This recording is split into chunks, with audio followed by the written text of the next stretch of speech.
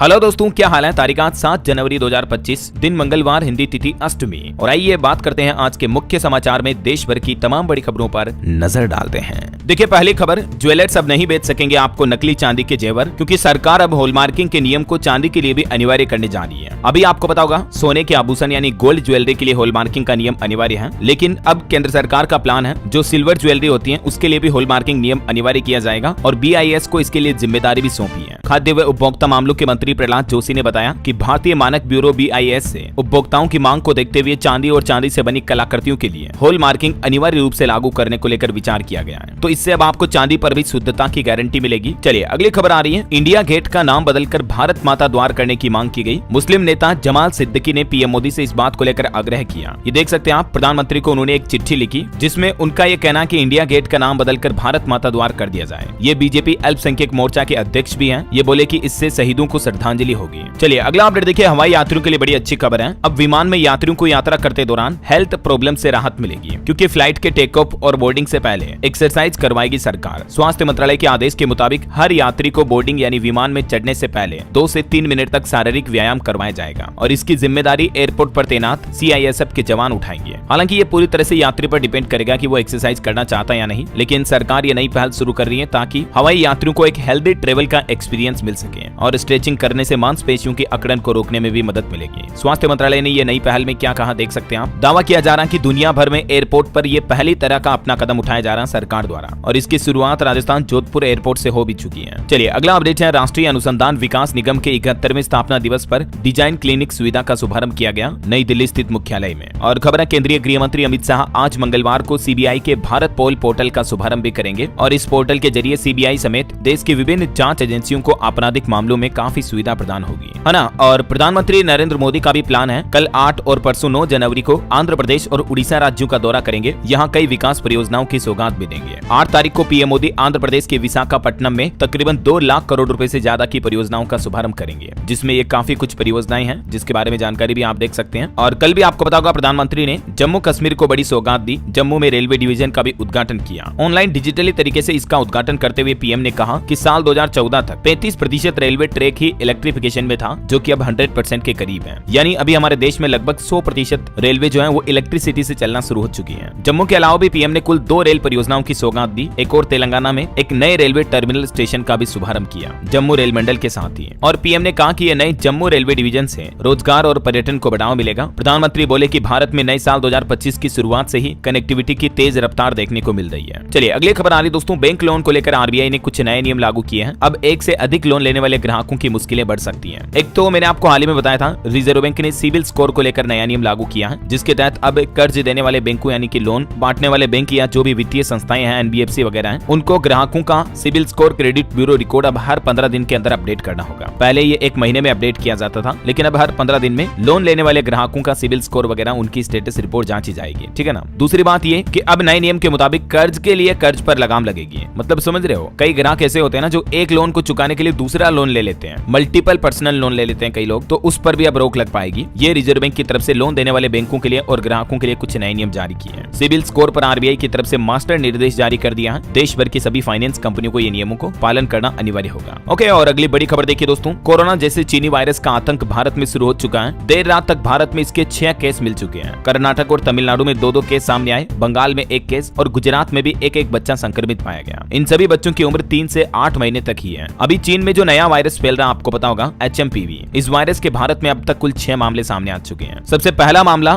गुजरात के अहमदाबाद में देखा गया इस वायरस का, जिसमें 2 महीने का बच्चा पॉजिटिव मिला। ये बच्चा वैसे तो राजस्थान का है, जिसे इलाज के लिए अहमदाबाद लाया गया था। 15 दिनों से ये बच्चा प्राइवेट हॉस्पिटल में एडमिट है, ठीक है। और इसके अलावा भी कल सुबह ही कर्नाटक में 3 महीने की एक बच्ची और 8 महीने के एक बच्चे में भी वायरस मिला था। अभी कुल मिलाकर दोस्तों 6 केस सामने आ चुके हैं, जिनमें से 2 तो कर्नाटक में, 1 गुजरात में, 1 पश्चिम बंगाल में और 2 मामले तमिलनाडु में सामने आए। और भारत में बढ़ते ये चीनी वायरस के नए मामलों को लेकर कल भी स्वास्थ्य मंत्रालय की तरफ से एक एडवाइजरी जारी की गई। वैसे तो केंद्रीय स्वास्थ्य मंत्री JP नड्डा का कहना है कि इस HMPV वायरस को लेकर घबराने की जरूरत नहीं है। सरकार इस वायरस की स्थितियों पर नजर बनाए रखे हुए है, लेकिन चीनी वायरस को लेकर कुछ राज्य सरकारों ने भी अलर्ट जारी कर दिया। देखिए आप, दिल्ली सरकार भी अलर्ट मोड पर है। मेडिकल ऑफिसर्स ने एक एडवाइजरी जारी की, जिसमें कहा गया है कि अगर किन्हीं बच्चों को या मरीजों को सांस लेने में दिक्कत आती है या फ्लू जैसे लक्षण नजर आते हैं, तो उन पर नजर रखी जाए, उनको आइसोलेट किया जाए। और अब जो विदेशों से हमारे भारत में लोग आ रहे हैं, उनके लिए भी सरकार HMPV एडवाइजरी जारी करेगी। अहमदाबाद में बच्चे की के पॉजिटिव आने के 10 दिन बाद जानकारी देने पर अस्पताल को नोटिस भी दिया, क्योंकि ये बहुत बड़ी लापरवाही है। इधर राजस्थान में भी स्वाइन फ्लू कोविड को लेकर स्वास्थ्य विभाग का अलर्ट जारी हुआ। अलग से ओपीडी शुरू करने और आईपीडी में भी अलग से इस तरह के वार्ड बनाने के निर्देश जारी किए हैं राजस्थान की भजनलाल सरकार ने। सर्दी और मौसमी बीमारियों को देखते हुए अब राजस्थान स्वास्थ्य विभाग ने भी अलर्ट जारी किया है। उत्तराखंड में भी देखिए एचएमपीवी वायरस की रोकथाम के लिए पुष्कर सिंह धामी सरकार का स्वास्थ्य विभाग अलर्ट मोड पर आया। सभी जिलों को निर्देश जारी किया, जिसमें स्वास्थ्य निदेशालय ने कहा कि सभी अस्पतालों में संक्रमित मरीजों के उपचार के लिए आइसोलेशन बेड व ऑक्सीजन सिलेंडर की पर्याप्त व्यवस्था रखी जाए। और चीन में फैले इस वायरस का भारत पर डबल अटैक कुछ यूं देखने को मिल रहा है। एक के बाद एक कई बच्चे संक्रमित पाए जा रहे हैं और चिंता की बात यह है कि कुछ बच्चे और उनके परिजनों की ट्रेवल हिस्ट्री भी नहीं है कि वो बच्चे या उनके परिवार वाले कहां विदेश से आए। हालांकि सरकार कह रहे हैं दोस्तों की चिंता की कोई बात नहीं है, लेकिन फिर भी हम सबको सावधान रहना होगा, क्योंकि कोरोना वायरस की शुरुआत भी इसी तरह से हुई थी भारत में। 1, 2, 5 मामले पहले सामने आए थे, उसके बाद आपको पता ही है कितनी बड़ी महामारी बन गई थी, लाखों लोगों की जान चली गई थी। मैंने आपको कल दिन में ही डीएलएस न्यूज पर इस वायरस को लेकर एक अलर्ट भरा वीडियो जारी किया था भारत में जैसे इस वायरस की एंट्री हुई थी। अगर आप देखना चाहते हैं तो इसमें काफी इंपोर्टेंट जानकारी आपको मिलेगी, देख लीजिएगा चैनल पर जाकर। क्या क्या इस वायरस के लक्षण हो सकते हैं, जिनमें सामान्य खांसी, जुकाम, बुखार, नाक बहना, गला खराब होना, घबराहट या सांस की तकलीफ या स्किन यानी त्वचा पर कुछ रेशेज बन जाते हैं, ये इस वायरस के सामान्य लक्षण है। और केंद्र सरकार ने भी एक एडवाइजरी में ये कहा कि क्या करना है और क्या नहीं करना है। ये टिप्स जो सरकार की तरफ से नोटिस में जारी किए गए, इनको सभी लोग फॉलो करें और क्या न करें इसकी भी जानकारी आप देख लीजिएगा। अभी वायरस के माहौल के दौरान इन कामों को बिल्कुल भी ना करें, है ना। और भी डिटेल जानकारी आपको इस वीडियो में मिल जाएगी, तो आप देख लीजिएगा। और बाकी आगे जो भी अपडेट आएंगे दोस्तों वो तो मैं आपको बताता ही रहूंगा इसी चैनल डीएलएस न्यूज के माध्यम से। फिलहाल अपन आगे बढ़ते हैं खबरों में। देखिए एक बड़ी दुख भरी खबर, छत्तीसगढ़ में नक्सलियों ने सुरक्षा कर्मियों के वाहन को उड़ा दिया। इसमें 8 जवान समेत 9 लोगों की जान चली गई, 8 तो जवान शहीद हो गए। छत्तीसगढ़ के बीजापुर में नक्सल ब्लास्ट की यह घटना हुई। वाहन का ड्राइवर भी मारा गया, सड़क पर 10 फीट का गड्ढा बन गया। ब्लास्ट इतना गंभीर था कि 25 फीट ऊंचे पेड़ पर मिला गाड़ी का मलबा। ये देख सकते हैं आप, गाड़ी भी उछलकर पेड़ पर टंग गई। इस घटना के बाद केंद्रीय गृह मंत्री अमित शाह ने दुख और गुस्सा जताते हुए कहा कि इन जवानों का बलिदान बेकार नहीं जाएगा, साल 2026 तक खत्म करके रहेंगे नक्सलवाद को। अमित शाह बोले कि लाल आतंक के खात्मे की डेडलाइन तय हो चुकी है और उन्होंने जवान और उनके परिवारों के प्रति संवेदना भी व्यक्त की है। चलिए दोस्तों अगली खबर किसान आंदोलन से जुड़ी आ रही है। 42 दिन से अनशन कर रहे किसानों के नेता जो डल्लेवाल हैं, उनके अनशन के बीच अचानक किसान नेता जगजीत सिंह की भी तबियत बिगड़ी। उनके रक्तचाप यानी ब्लड प्रेशर में गिरावट देखी गई और 42वें दिन डल्लेवाल की भी तबियत काफी ज्यादा बिगड़ गई। अब सभी किसान अलर्ट मोड पर हैं। इसी बीच खबर ये है कि सुप्रीम कोर्ट के कमेटी से बातचीत करने के लिए भी अब किसान नेता डल्लेवाल राजी हो चुके हैं। पंजाब सरकार अब उन्हें रिपोर्ट सौंपेगी। सुप्रीम कोर्ट की हाई पावर कमेटी डल्लेवाल से मिली और वो बोले कि हमारे पास केंद्र सरकार से बातचीत करने की अथॉरिटी नहीं है। वैसे इस मामले पर अब सुप्रीम कोर्ट में 10 जनवरी को सुनवाई होगी। और इसी बीच गृह मंत्री अमित शाह से भी मिले पंजाब के कैप्टन अमरिंदर सिंह, जो कि पंजाब में भाजपा के सीनियर नेता भी हैं, पूर्व मुख्यमंत्री भी रह चुके हैं। तो इन्होंने पंजाब के कई मुद्दों पर रणनीति बनाई। 25 अक्टूबर को खन्ना मंडी भी पहुंचे थे।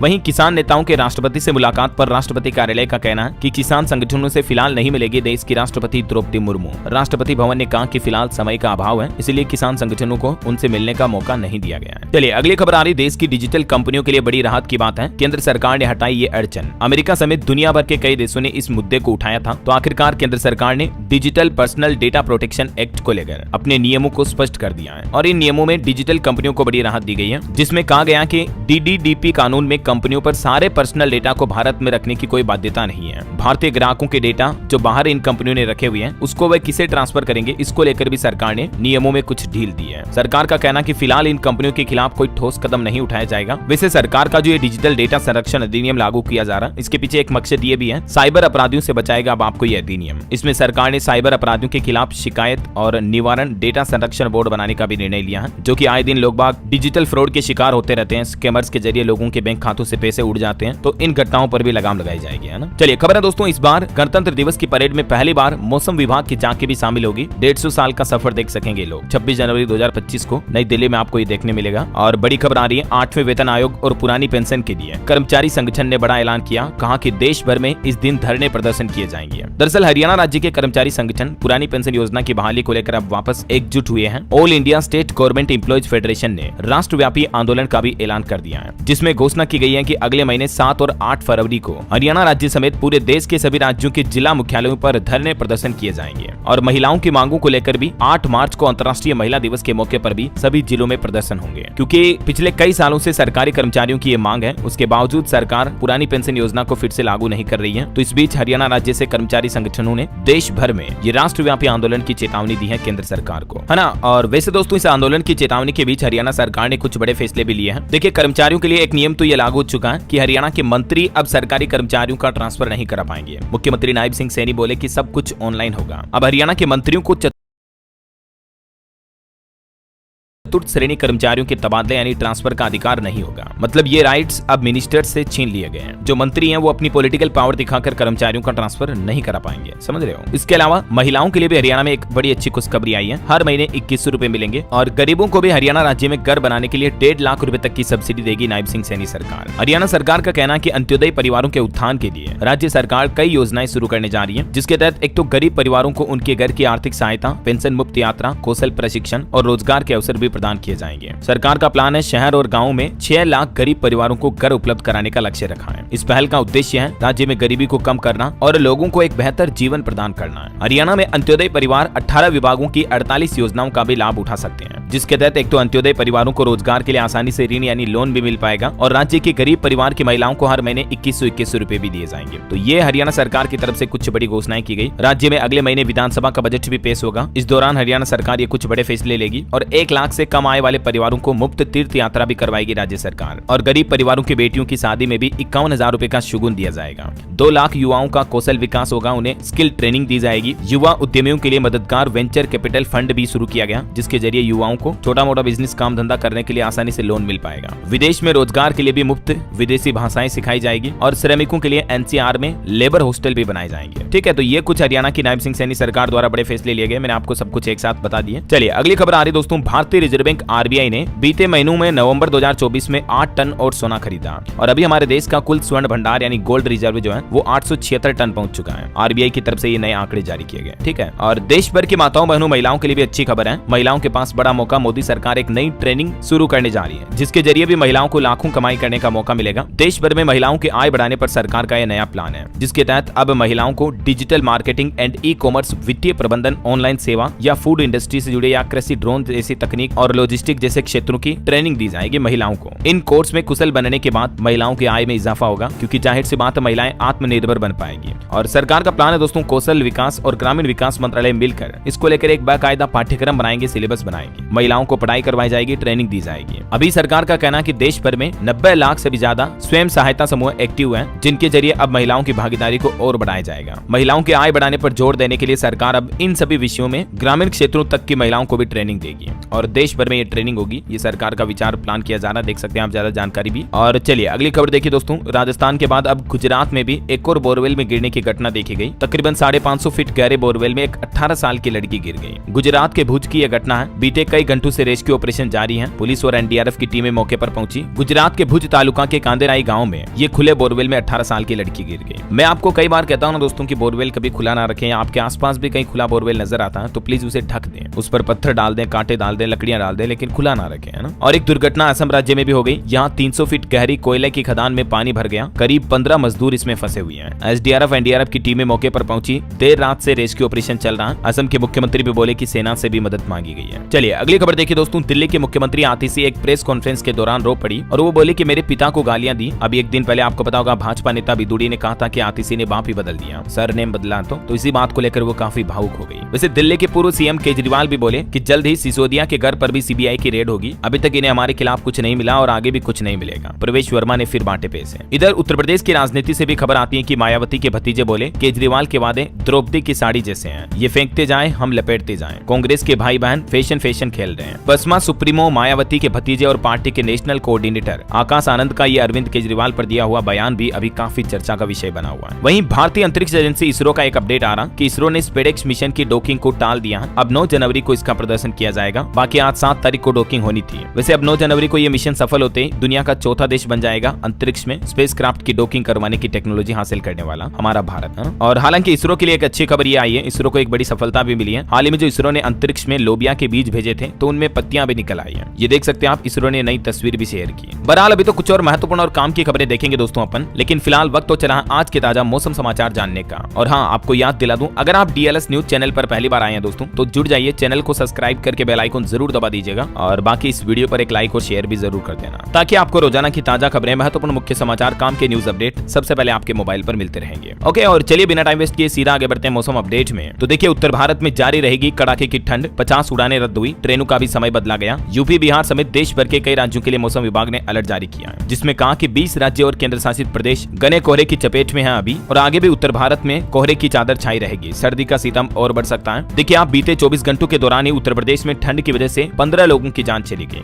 दिल्ली, कोलकाता, लखनऊ में 100 से ज्यादा फ्लाइट लेट हुई। राजस्थान में भी तापमान 3 डिग्री तक गिरेगा अब। वैसे अभी बीते कुछ दिनों से राजस्थान में गर्मी पड़ रही है, लेकिन अब बारिश की चेतावनी जारी की है। मौसम विभाग का कहना कि 4 संभागों में बारिश हो सकती है। जयपुर, सीकर समेत कई शहर कोहरे से ढके। 10 से 12 जनवरी के बीच राजस्थान का मौसम बदलेगा। इधर मध्य प्रदेश में भी भिंड में कोहरा छाया, पेड़ से एक ट्रैक्टर टकराया जिसमें ड्राइवर की भी जान चली गई। और मध्य प्रदेश में 12 जनवरी से मावठा भी होगा, यानी वापस बारिश की चेतावनी है। यूपी के भी 46 जिलों में बर्फीली हवाएं चल रही है। 15 लोगों की ठंड से जान चली गई, मैंने आपको बताया। उत्तर प्रदेश में भी 32 फ्लाइट्स लेट हुई है। आज भी दोस्तों यूपी के 40 जिलों में कोल्ड डे का अलर्ट है। इधर बिहार में भी 14 जिलों में कोल्ड डे की चेतावनी। पूरे बिहार में कोहरे का अलर्ट है। अगले 2 दिन तक ठंड से राहत नहीं मिलेगी और इस वजह से बिहार के कई जिलों में 8वीं तक के स्कूल 11 जनवरी तक बंद कर दिए गए हैं। और हरियाणा की भी एक घटना देखिए दोस्तों, एक घर पर आसमानी बिजली गिरी, फ्रिज, टीवी वगैरह सब जल गए, छज्जा भी टूट गया, देख सकते हैं आप। हरियाणा के 7 जिलों में बारिश और बिजली गिरने की घटनाएं देखी गई। सोनीपत, रेवाड़ी, झज्जर, रोहतक, पानीपत समेत इन जिलों में बारिश हुई। इधर छत्तीसगढ़ में सरगुजा संभाग में कड़ाके की ठंड और शीतलहर चल रही है। हालांकि मौसम विभाग का कहना है कि छत्तीसगढ़ में 2 दिन राहत रहेगी, उसके बाद फिर से पारा गिरने लगेगा, यानी ठंड और बढ़ेगी। पंजाब, चंडीगढ़ में भी आज फिर से बारिश की चेतावनी। चंडीगढ़ समेत 18 जिलों में कोहरे का भी अलर्ट है। और हिमाचल प्रदेश में भी देखिए ऊंची चोटियों पर ताजा बर्फबारी हुई। अटल टनल, रोहतांग, कुफरी और नारकंडा स्नोफॉल भी शुरू हुआ। 7 जिलों में अलर्ट जारी, हिमाचल में भी। और भी दोस्तों अगले 24 घंटों के दौरान मौसम की संभावित गतिविधियां क्या रह सकती हैं, इस बारे में आप जानकारी देख सकते हैं स्क्रीन पर। और भारत के अलावा अभी अमेरिका में भी कई राज्यों में इमरजेंसी की घोषणा हो चुकी है। वजह ये दोस्तों कि अमेरिका में 10 सालों में सबसे ज्यादा बर्फबारी अभी हो रही इस साल। 10 साल के सबसे बड़े बर्फीले तूफान का भी खतरा है। 6 करोड़ से ज्यादा लोगों का जीवन प्रभावित हो सकता है अमेरिका में भी, है ना। चलिए मौसम के बाद अब अपन आज के सराफा बाजार पर नजर डाल लेते हैं। तो देखिए, गोल्ड 343 रुपए सस्ता हुआ और उसके बाद अभी सोने का रेट 77,161 रुपए प्रति 10 ग्राम चल रहा है। जबकि चांदी की कीमत में 1,031 रुपए की बढ़ोतरी हुई और चांदी का भाव 89,152 रुपए प्रति किलो पहुंच चुका है। ओके, और gold and silver price today news update के बाद चलिए कुछ मार्केट अपडेट्स भी देख लेते हैं। देखिए, बड़े दुख की बात है, भारतीय शेयर बाजार सेंसेक्स में 1250 अंक की गिरावट देखी गई। अभी स्टॉक मार्केट 77,964 पर बंद हुआ। निफ्टी भी 388 अंक गिरा। सरकारी बैंकों के शेयर्स में सबसे ज्यादा बिकवाली हुई। बताया जा रहा दोस्तों की शेयर बाजार में इतनी बड़ी गिरावट के पीछे एक बड़ी वजह यह भी है कि जो चाइना में अभी कोरोना जैसा नया चीनी वायरस फैल रहा है ना, तो इस वजह से निवेशकों और खास करके जो विदेशी निवेशक हैं उनके द्वारा प्रॉफिट बुकिंग की जा रही है और वो अपने पैसों का मार्केट से विड्रॉल कर रहे हैं, मतलब मार्केट में सेल आउट कर रहे हैं। ये वजह है कि मार्केट लगातार गिर रहा है। सिर्फ बीते एक दिन में ही 8 लाख करोड़ रुपए से ज्यादा का नुकसान हुआ निवेशकों को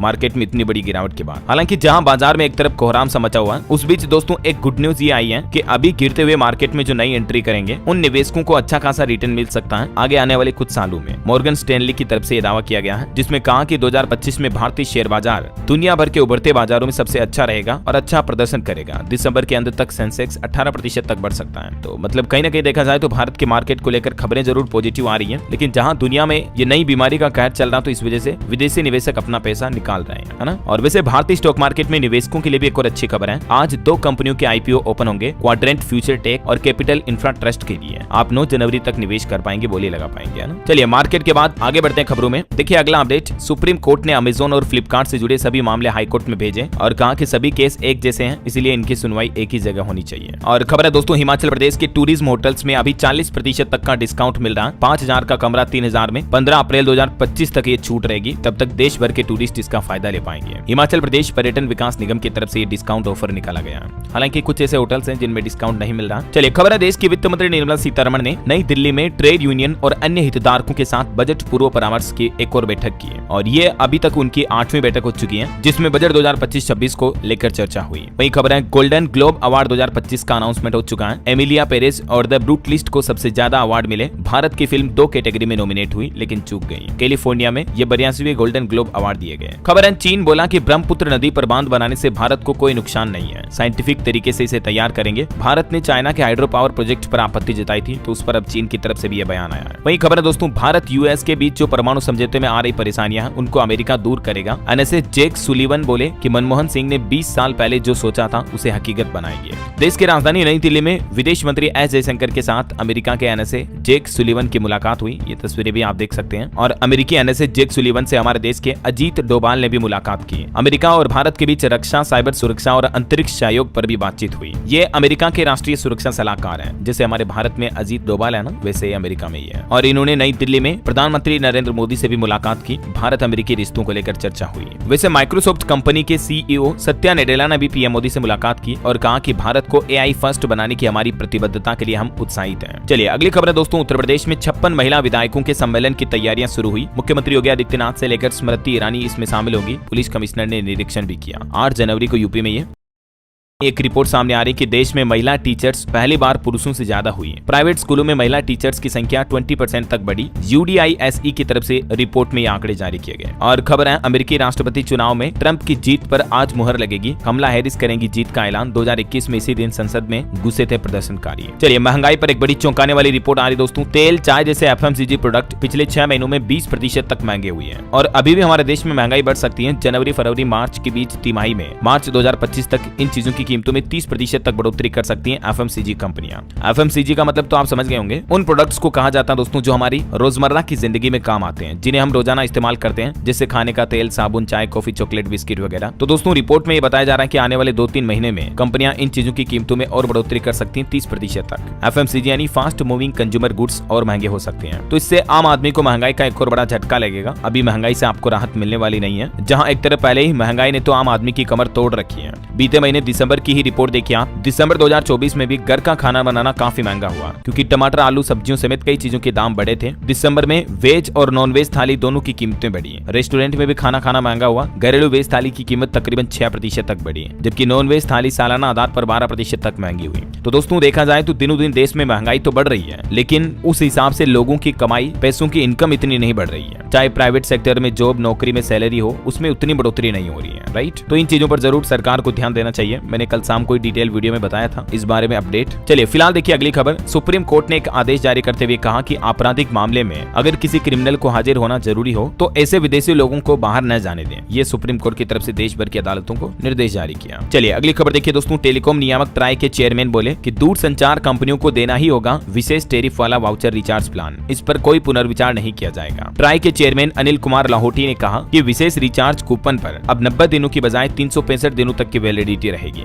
जिसमें लोगों को कम पैसों में मोबाइल रिचार्ज प्लान मिल पाएंगे। और जिन्हें मोबाइल डेटा की जरूरत नहीं है इंटरनेट चलाने की, तो ऐसे लोगों को भी अब केवल कॉलिंग और SMS के लिए मोबाइल रिचार्ज प्लान अवेलेबल करवाएगी सभी टेलीकॉम कंपनियां, है ना। फिर चाहे एयरटेल, वोडाफोन आइडिया, जियो, BSNL वगैरह कोई भी कंपनी हो, सरकार के इन नए नियमों का पालन करना अनिवार्य होगा। और एक बड़ी चिंताजनक रिपोर्ट सामने आ रही है दोस्तों कि हर साल जमा हो रहा 40 करोड़ टन जीवाश्म कार्बन, जो कि पर्यावरण और जलवायु के लिए बहुत ही घातक है। दुनिया भर में जो दोस्तों इंडस्ट्री, फैक्ट्री, कल कारखाने, उद्योग वगैरह बढ़ रहे हैं, तो इस बीच जीवाश्म कार्बन में भी लगातार बढ़ोतरी हो रही है। चलिए अगला अपडेट आ रहा है। GPF को लेकर भी केंद्रीय कर्मचारियों को तगड़ा झटका लगा। सरकार ने सामान्य भविष्य निधि पर मिलने वाले ब्याज की दरों को भी नहीं बढ़ाया है। पिछले 6 साल से इन ब्याज दरों में कोई बदलाव नहीं हुआ है। अभी नई साल की पहली तिमाही में भी GPF को लेकर सरकारी कर्मचारियों को 7.1% का ब्याज मिलेगा, है ना। जबकि महंगाई बढ़ रही है, लेकिन ये ब्याज वगैरह में सरकार बढ़ोतरी नहीं करती है। और आपकी हेल्थ को लेकर भी एक चिंताजनक रिपोर्ट आ रही है कि भले ही हमारे देश में टीबी का इलाज मुफ्त है, फिर भी देश में टीबी मरीजों वाले परिजनों को भारी आर्थिक बोझ का सामना करना पड़ रहा है। प्रति मरीज औसतन 33,000 रुपए तक का खर्च आ जाता है। हाल ही में टीबी मरीजों के परिवारों का एक इंटरव्यू लिया गया, 1400 से ज्यादा परिवारों का, और उसमें ये चौंकाने वाले डेटा सामने आए।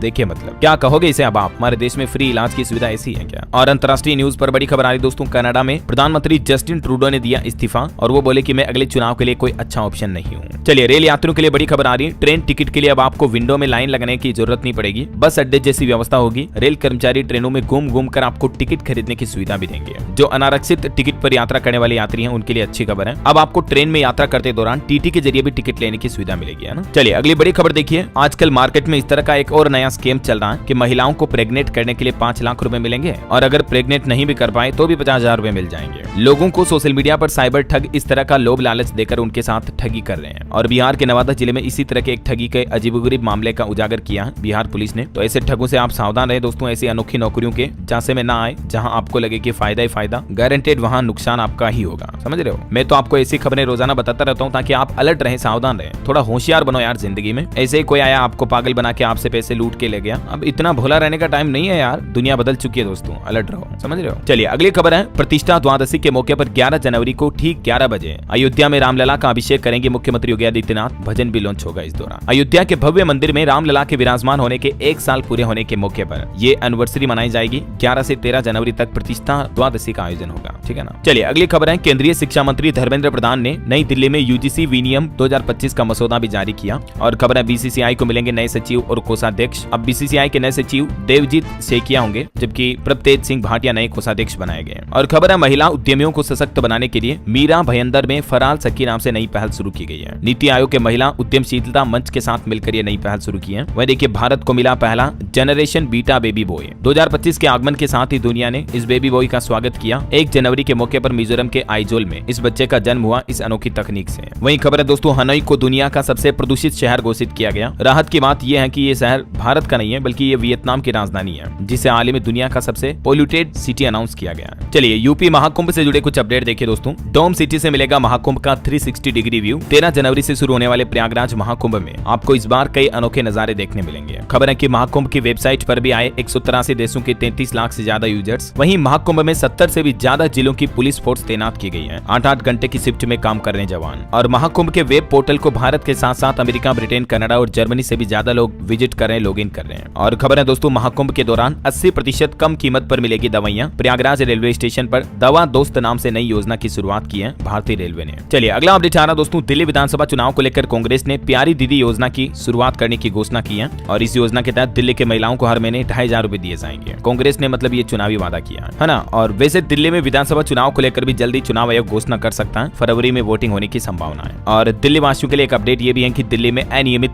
जमा योजना प्रतिबंध अधिनियम 2024 को भी एलजी यानी उपराज्यपाल ने मंजूरी दे दी है। वहीं खबर देखिए, दिल्ली में पहली बार 55 साल के एक व्यक्ति को सरकारी नौकरी मिली। एलजी ने नियुक्ति पत्र भी दिया। वो कहते हैं ना दोस्तों, जुनून अगर जज्बा हो तो उम्र के नंबर कोई मायने नहीं रखते हैं। ये जीता जागता उदाहरण है दिल्ली के एक व्यक्ति का। और एक श्रद्धांजलि, टेबल स्पेस के संस्थापक और सीईओ अमित बनर्जी का निधन हुआ। ईश्वर उनकी आत्मा को शांति दे। वहीं खबर देखिए, 100 रुपए का नोट बिका 56 लाख रुपए में। 10 रुपए का नोट 12 लाख में बिका। लंदन में हुई एक नीलामी के दौरान भारत के ये स्पेशल नोटों की इतनी बड़ी नीलामी हुई है। चलिए खबर है, बिहार में मछली पालकों के लिए सरकार की तरफ से एक नया फरमान जारी किया गया। अब एक नियम अनिवार्य लागू कर दिया। बिहार में मछली पालन और इससे जुड़े व्यवसायों के लिए केंद्र सरकार की तरफ से महत्वपूर्ण कदम उठाया गया, जिसके मुताबिक अब मछली पालन से जुड़े किसी भी लाभकारी योजना का फायदा लेने के लिए नेशनल फिशरीज डिजिटल प्लेटफॉर्म पर रजिस्ट्रेशन करना अनिवार्य कर दिया है। और इस प्लेटफॉर्म के जरिए मत्स्य पालन क्षेत्र से जुड़े लोग अपना रजिस्ट्रेशन करवा सकते हैं, है ना। और वैसे बिहार में जमीन मालिकों को भी नीतीश सरकार ने बड़ी खुशखबरी दी है। अब घर बैठे ही आपकी सबसे बड़ी दिक्कत दूर हो जाएगी। दरअसल बिहार सरकार ने जमाबंदी में त्रुटियों यानी गलतियों को सुधारने के लिए एक परिमार्जन प्लस नाम से नई पोर्टल की शुरुआत की है। इस पोर्टल के माध्यम से रैयत अपना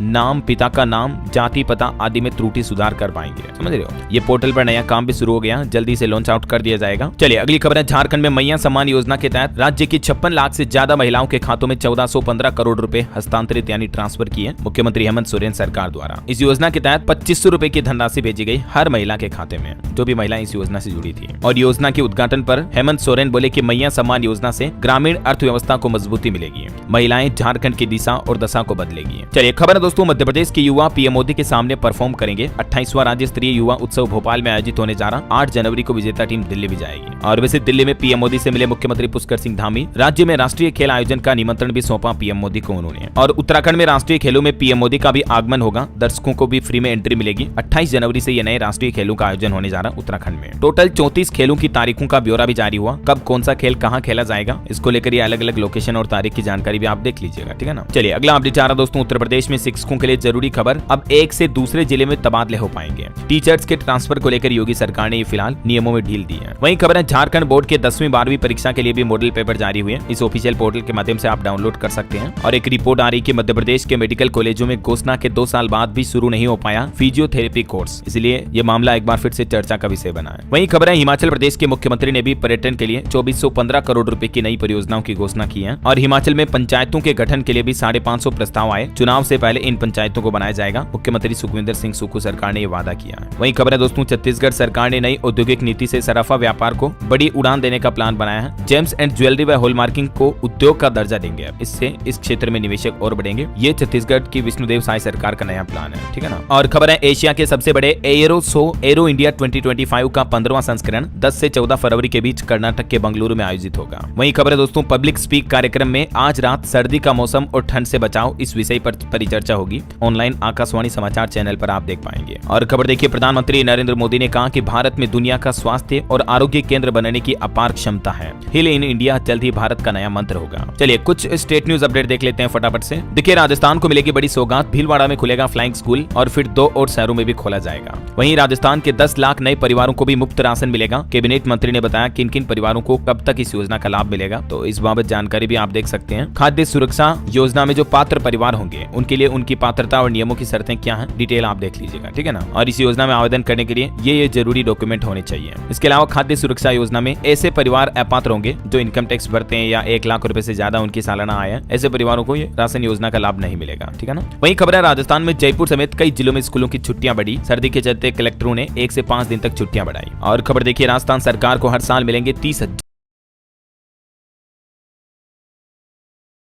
करोड़। मुख्यमंत्री ने बैंक ऑफ बड़ौदा और बैंक ऑफ महाराष्ट्र के साथ एक एमओयू भी साइन किया। और खबर देखिए, राजस्थान के कानून मंत्री बोले कि राज्य की सभी अंग्रेजी मीडियम स्कूलों को बंद नहीं करेंगे, कई हिंदी स्कूलों पर भी केवल बोर्ड लगाए गए हैं। और राजस्थान में अब आरएसएस संघ के स्कूलों में भी सीबीएसई इंग्लिश मीडियम में पढ़ाई होगी। जयपुर में राज्य का पहला स्कूल भी खुला। और वैसे राजस्थान जयपुर फैशन एक्सपो 2025 का पोस्टर भी लॉन्च हुआ। 10-11 जनवरी को इसका आयोजन होगा। वहीं मध्य प्रदेश के एक 16 साल की अंजलि पोरवाल की मेहनत देखिए जरा आप। एमपी के इंदौर की ये रहने वाली है। इन्होंने 3,11,000 राम राम नाम लिखकर पूरे राम दरबार की पिक्चर बनाई है। इंदौर की बेटी की ये 5 महीनों की मेहनत है। जब कोरोना के दौरान लॉकडाउन लगा था तब इन्होंने खुद पेंटिंग करना सीखा। और अब देखिए इनकी स्किल जरा आप, कितनी खूबसूरत पेंटिंग लग रही है। राम नाम की है, जिसको इन्होंने 3,11,000 बार राम राम लिखकर बनाया है सिर्फ। और भी इनके द्वारा बनाई हुई कुछ ये अलग पेंटिंग्स आप देख सकते हैं। मेनी कांग्रेट्स अंजनी को और उनके फ्यूचर भविष्य के लिए भी गुड लक। चलिए अगली खबर आ रही दोस्तों, उत्तर प्रदेश में हर जिले में गो आधारित प्राकृतिक कृषि प्रशिक्षण केंद्र बनाया जाएगा, ये घोषणा की गई है। इसके अलावा देखिए, हरियाणा के 2 खिलाड़ियों का पीडी चैंपियंस ट्रॉफी में चयन हुआ। 12 से 21 जनवरी तक श्रीलंका में प्रतियोगिता होगी। वहीं खबर है, पंजाब में डॉक्टरों की हड़ताल के बीच सरकार ने डॉक्टरों को मीटिंग के लिए बुलाया। 20 जनवरी से हड़ताल का अल्टीमेटम दिया अब डॉक्टरों ने। वैसे पंजाब में अभी रोडवेज कर्मचारी भी हड़ताल पर गए हैं। 3000 सरकारी बसें बंद पड़ी हैं, 3 दिन की हड़ताल कर रही हैं। वहीं देखिए, पंजाब अमृतसर में आवास योजना को लेकर 8 तारीख को कैंप लगेगा। राज्य के योगदान के बाद 2.5 लाख रुपए तक आवास निर्माण के लिए मिलेंगे, ठीक है। और चलिए कुछ एजुकेशन अपडेट बता देता हूँ आपको। देखिए एसबीआई में जो क्लर्क रिक्रूटमेंट निकली हुई है 13,735 पदों पर, तो इसमें अगर आपने अभी तक भी फॉर्म नहीं भरा दोस्तों तो जल्द से जल्द भर लें, क्योंकि इसमें आवेदन करने की लास्ट डेट आज 7 जनवरी ही है, ठीक है ना। तो आप बैंक.sbi पोर्टल के माध्यम से आवेदन कर सकते हैं।